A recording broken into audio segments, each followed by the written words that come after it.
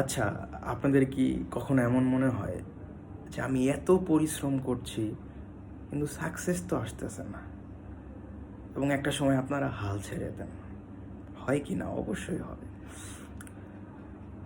তো আমি ওই দিন অ্যাটমিক হ্যাবিটস বইটা বললাম জেমস ক্লিয়ারের, ওইখানে একটা উদাহরণ বললাম, হ্যাঁ, আপনাদের সাথে শেয়ার করি।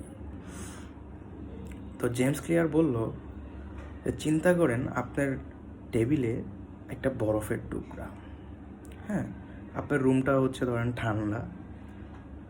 তো একটা সময় রুমের তাপমাত্রা হইলো 25 ডিগ্রি সেলসিয়াস, হ্যাঁ, 25 থেকে 26, 27, 28 ডিগ্রি সেলসিয়াস হলো, কিন্তু বরফের কোনো চেঞ্জ হচ্ছে না, হ্যাঁ, 28 থেকে 29, 30, 31, তারপরেও বরফের কোনো চেঞ্জ নাই। পরে যখন 32-এ আসলো তখন বরফটা গলতে শুরু করলো।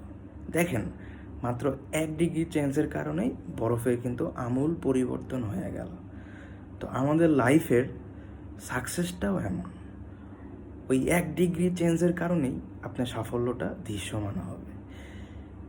কিন্তু ম্যাক্সিমাম মানুষ কী করে, তারা 31 ডিগ্রিতে এসে হাল ছাইড়া দেয়, অথচ মাত্র আর 1 ডিগ্রি চেঞ্জ হলেই কিন্তু আপনার সাফল্যটা পরিলক্ষিত হতো।